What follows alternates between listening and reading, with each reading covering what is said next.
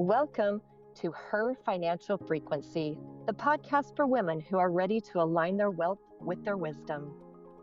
Each episode, we will demystify investing, funds, and financial strategy so you can build legacy wealth with intention. This is your space for meaningful conversations, for powerful education, and unapologetic financial empowerment. Let's raise your frequency and your portfolio. Now let's get into it. Hello, everybody, and welcome back to Her Financial Frequency. We love to learn from other successful women, and we have an incredible person with us here today, our good friend and serial entrepreneur, Deanna Brown. Yay! Welcome So and excited to have welcome. you. Thank you. Thank you. It's a little daunting being with the four of you on the call, but I'll do my best.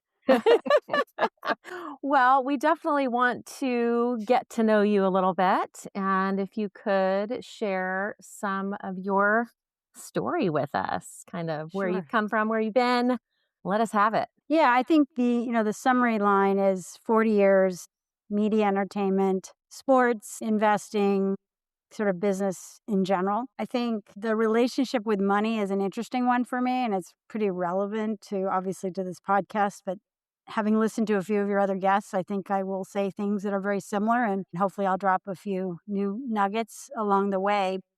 I start at the beginning, which I have some very clear memories as a kid, and money to me was just confusing.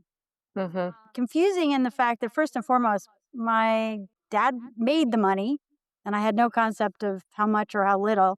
And my mom spent the money. And so I just thought that's the way things go, right? But when by spending, I really meant that she sat every month in very tiered fashion in the kitchen, and she would write checks to pay the bills. And it was at that time as a kid, I was like, now's the time to ask for things. So I would ask for things, and my mother would introduce this notion of, oh no, we can't afford that. And it was kind of puzzling to me. I was like, I don't know what this afford word means. Because I would look at her and I'd point at the checkbook and I'm like, but you still have checks. Like, what do you mean you can't afford it? Like, I was that young, that naive. Sort of as I grew up, is understanding affordability directly correlates to risk in some ways when I start to think about business risk, capital risk, financial risk. But it really early on was financial tension and not understanding what scarcity meant and that whole mentality. When I got older, I was hell-bent on not being able to afford things, right? So I was chasing money, I was chasing earnings, I was really chasing a lot of things. And I discovered probably 20 years ago that I was so deeply identifying self-worth with money and earning. And so that was a really sort of wake-up call, because just earning and just chasing wasn't going to really create the life I wanted. And so that was where I thought, heck, I need to really sort of shift that mentality. And now as a serial entrepreneur as defined, and I'm very much in the business of money, but it's really evolved from not understanding it to deeply identifying it to now being in the business of it with a whole new perspective. Hey Dee, I'm curious, as you were describing and talking about your story, you got to a point where you made a mind shift. You made a mind shift when it was a need and you were chasing and trying to get more and get more. What was it that started that shift in your mind? I think it was just failure. I had a couple of points where I had small misses, and then when I had a sizable miss, the world didn't come crashing down on me. And I realized what the pain point was this shift from scarcity to opportunity, right? So with this quote miss, I had to take a step back. I had to kind of regroup. And I had to sort of said, what really is essential here in this whole notion? So I wasn't going to stop taking risks, that's for sure. That's like just part of the DNA. The question became, how can I mitigate risk? And how, if things don't go the way I want, because markets change, businesses change, people change, how can I not stop moving forward, like expanding? So it went from scarcity to growth or expansion based on mitigating risk. So what you said was your worth is tied to money, which is tied to earnings. And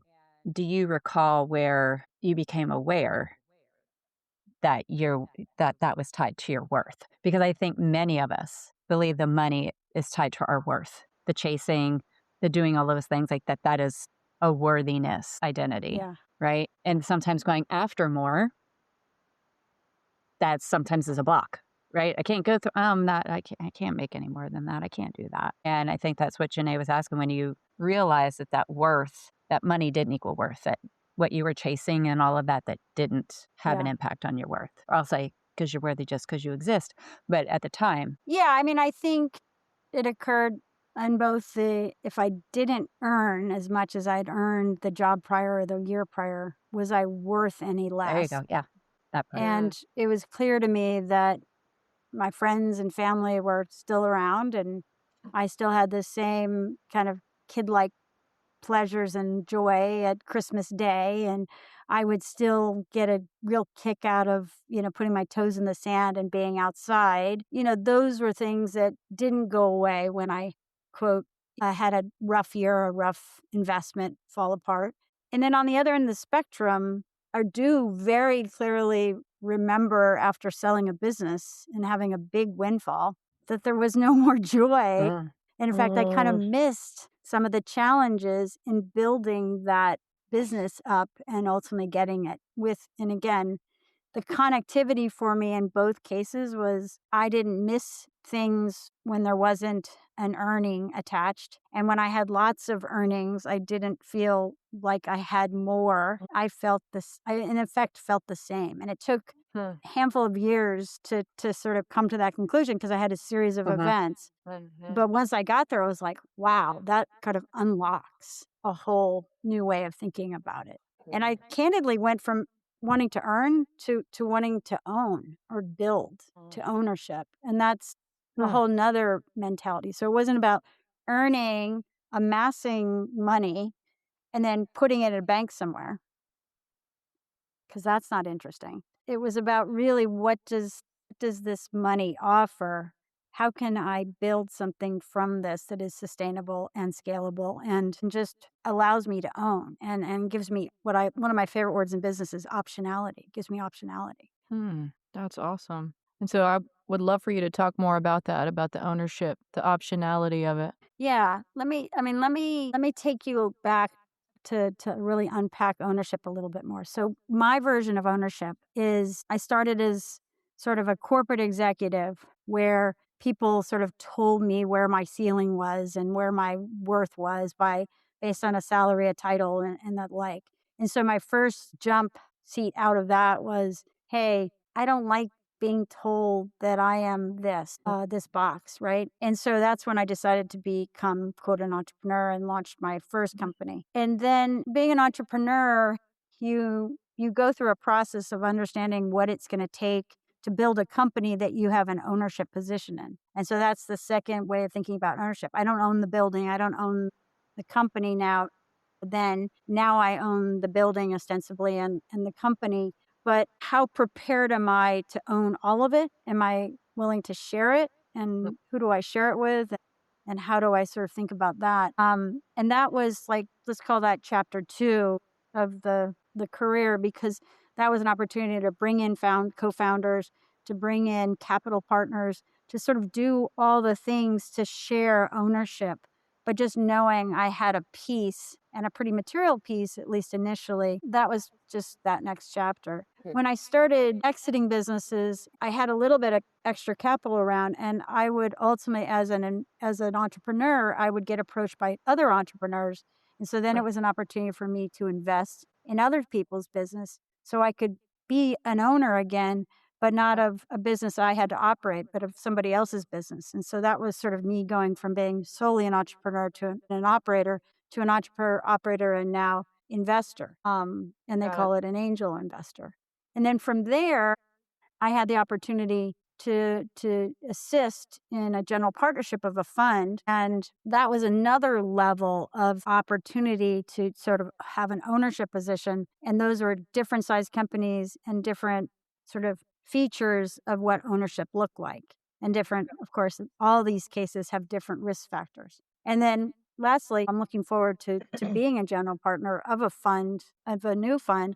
And so that's going to add another level. And so that's all my ways of thinking about how I frame ownership.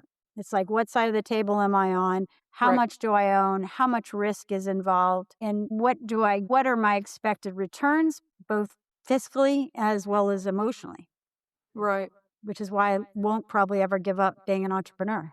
Oh, so it sounds like you're giving birth to something you care about and then co-parenting that creation and scaling because it's you all care about this thing Yeah. and spreading the fruits of that. I love that.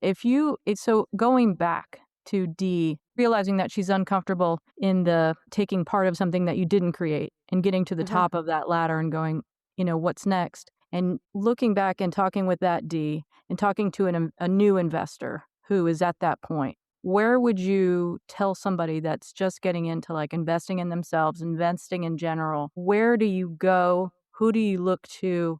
What do you invest in? What is advice for a newbie? Yeah, I mean, I like to tell people two sort of thoughts. One is invest and become an entrepreneur, or invest in yourself in places where you know and love the space. And it's both know and love, right?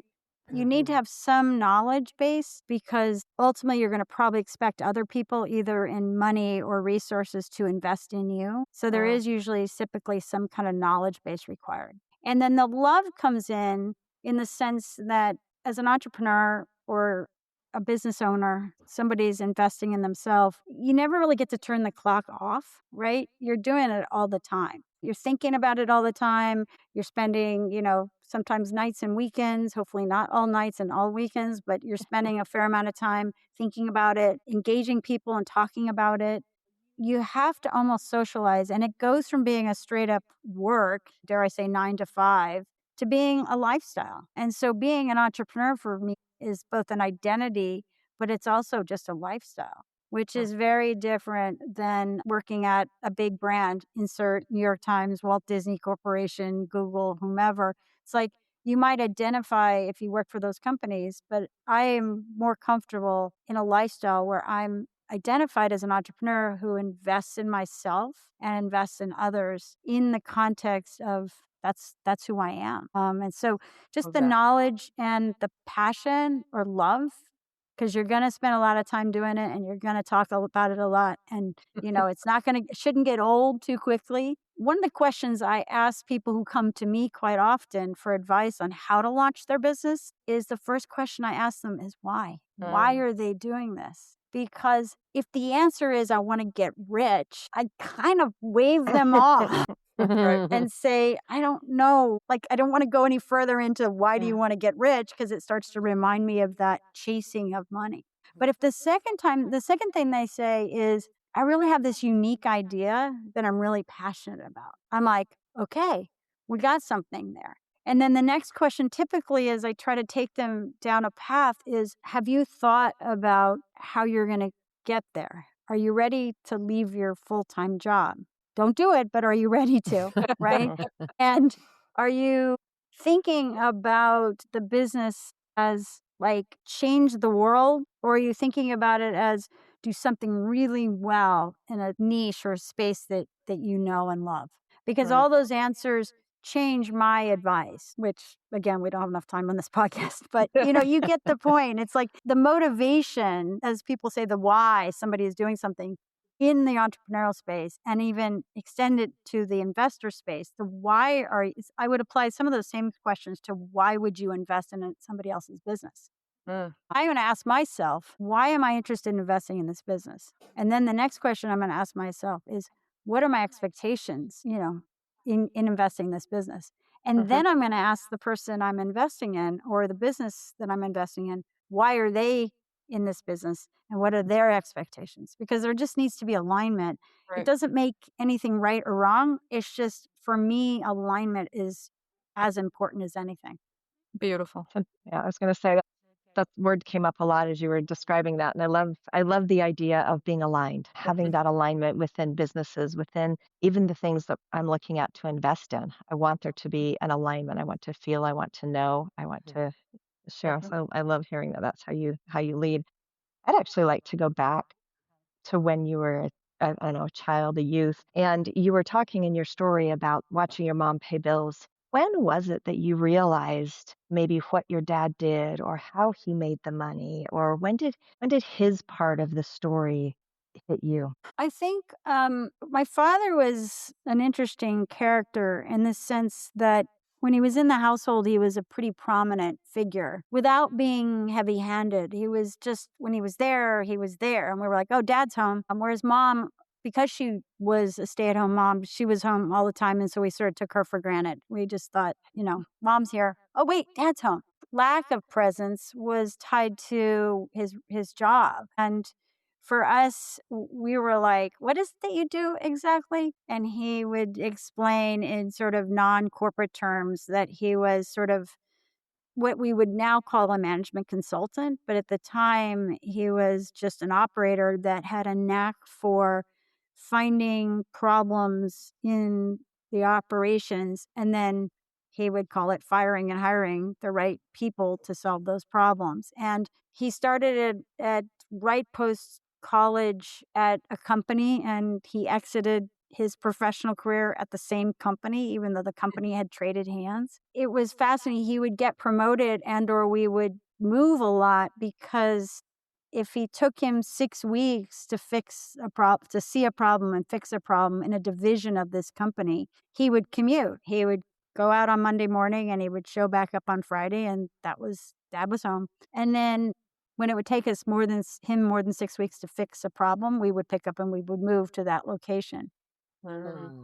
So it impacted us as kids, and for me it was fascinating to watch because there was this sort of romance to this idea of finding problems and fixing them, as well as having a new challenge or opportunity 6 weeks, 6 months, or God forbid 6 years. But that was sort of my recollection of that. I did go to my dad's office, I remember, as a preteen, and literally because I kept asking my dad, everybody had show and tell. Dad or mom would come to school, and my dad never was available. So I was like, I would be just all disappointed and bratty. And I'd be like, I can't even tell my friends what you do. And he's like, well, you'll come to the office with me. And it was a fascinating insight into who my father was outside of being my dad. But it was also fascinating to watch and to learn and understand his point of view around what leadership and what management looked like. So, everything from literally as a kid, I would be like, Dad, you don't have keys to your own building. Like you run this business and you don't have keys. And he would smile and smirk and he'd say, well, people open the door for me. And I'd be like, oh, all right. I wanted more keys. He's like, I don't want keys. Somebody else should open the door. And I was like, well, all right, I'm going to have to learn different, but whatever. But then I would go and I would sit in his office and swirl around in the big chair, behind the desk. And his assistant would run in and out and she'd like, do you want something? And I'm like, yeah, well, like, what can I have? Right, kind of thing. But I literally then would sit at the corner of his office and listen to him on the phone or even watch him in meetings. And I'd be like, God, this is boring. I don't want to go to your office ever again. But it was really how he conducted himself, which now in hindsight, what I'd like to think I got from those years was how he treated his fellow colleagues, whether they worked for him or whether they were senior to him.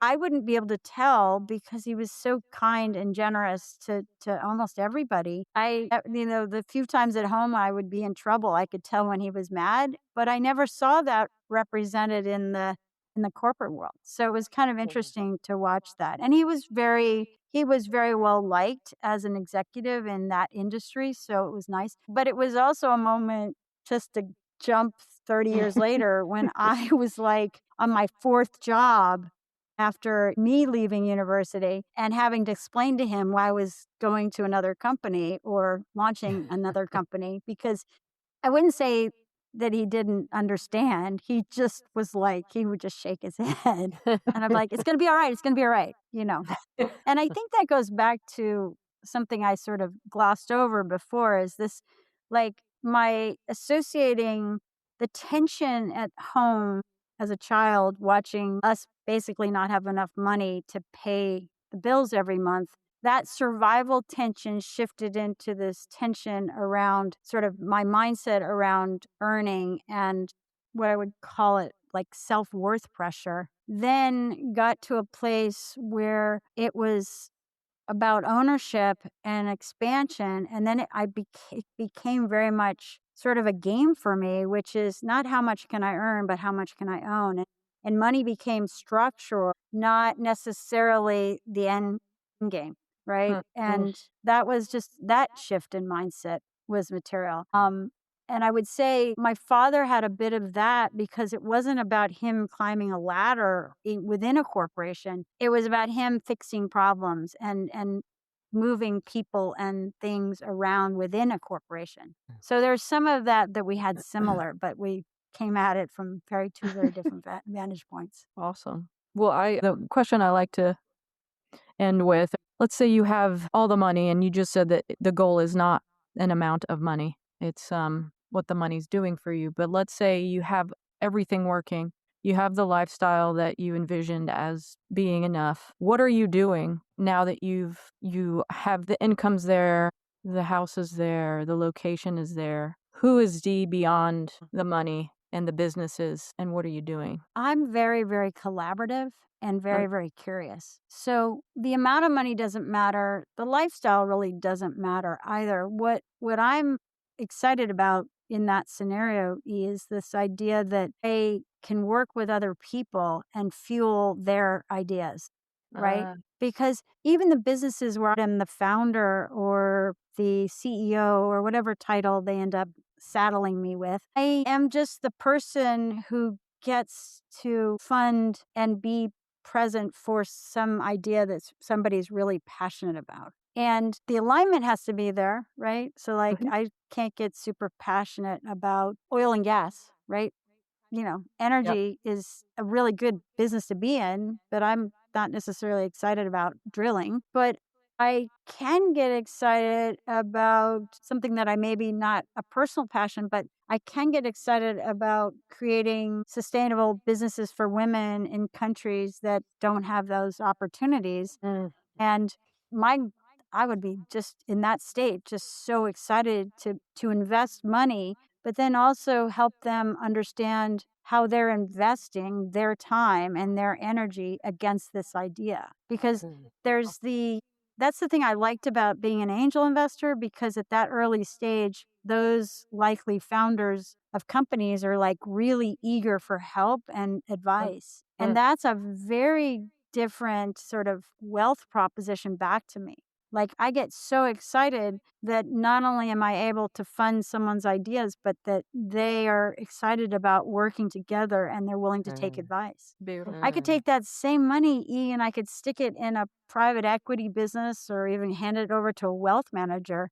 Right. And probably get a better return from a purely financial metric. But Right. my God, like I just send that money off and then I'm like, I wonder what they're doing with it. Like, are they fueling this or that or what's going on? And I just annual meetings and quarterly reports are just, there's like snore. So I think in a scenario where I have plenty to invest, I'm investing early stage and around categories and topics and problems or solutions that I really am passionate about. I love that. I love that so You've much. talked about two things just really quick, just because I want our listeners to understand. You've talked about angel investing and early stage investing. Because we have a lot of people that are just getting started on investing, can you just define the two different spaces that those are, the angel investing and maybe the risks that go along with that, as well as the early stage investing and what that looks like? Yeah, I mean, in my mind, there's angel investing, which is you as an individual can ultimately write a small check. It could be $10,000, it could be $100,000, and you're investing in either an LLC or a new C Corp that someone has created, and there are places and ways to find those people, but this is usually their first money into the business. It means the company has an idea, a structure, a plan. It may have other investors. It has a couple of employees who may or may not be taking a salary yet. And it's just, we're trying to come up and take the idea and sort of move it forward so that we can start to look at a 12 to 24-month plan, and where that they're likely to be losing money for that window of time, but they have a path to things like what they call product market fit. They have a go to market or a marketing or sales plan, and they ultimately know who their customer is, and they're going to sort of operate according to that plan. That's angel investing. And as I said, there are meetups and there's LinkedIn groups, and there's all kinds of ways for people who want to invest in those very early stages. High risk. But as I said, for me, I get as much juice out of the return in cash as I do the ability to work with people on really important ideas in this world. When you get into other early stage company investments, Janae, one is through family offices, which are, as you guys have described on your podcast, even my crude definition is wealthy individuals who put their money into a reserve where they can, invest. And they typically invest in real estate, and now they're buying sports teams and who knows what's next in what they call alternative classes. So that's something that I, as an entrepreneur and a fellow investor, have helped people talk to family offices about how they're investing their money. The other group that you've heard a lot about historically is venture capital. And those are notorious early stage investors, but they are not usually in the same conversation with angel investing. Angel investing typically happens pre a venture capital or what we call an institutional investor coming in. And so that's the next stage. So companies spent the first year bootstrapping, which is basically trying to build the business with no capital, taking some angel investing. And then from that angel investment, they're ready to talk to institutional investors. And the first stage is usually venture capital. And then the second group of people that typically, and this is all equity investing, mind you, not debt or other, is private equity, which is another form of venture capital or another form of capitalization that is ultimately has a different risk tolerance and a different sort of mandate. Venture can invest as little as $500,000, or it can require, depending on its mandate or theories or thesis, could only invest $1 million plus. Private equity doesn't usually invest in any kind of businesses south of $10 million, and they can invest into the hundreds of millions. But again, each stage is different, and each stage offers a different return profile. Thank you. I appreciate you going through that. Yeah, it took me, I've got some more stories and some scars from learning who to talk to when, and how to talk to them or how to speak to them about investing, either in my company or companies that I've been working with. Got it. Well, I want you to know how much we appreciate you sitting with us today, sharing your story, just taking time out of your day, because I think we all know how busy you are, and we appreciate that. Busy So thank being you for semi-retired. busy Yeah. being semi-retired. I do not have another person in my world that is as busy doing business things semi-retired as you do. So I appreciate you taking the time with us today. Okay. Thank you. It's been a pleasure. Thanks, Dee. Thank you all. Thank you so All right. much. Thanks, guys. Take care. Thanks for joining us on this episode of Her Financial Frequency. If you loved what you heard, make sure to follow, rate, and review. It helps other powerful women find their way here. And remember, wealth isn't just about numbers, it's about energy, alignment, and intention. See you next time.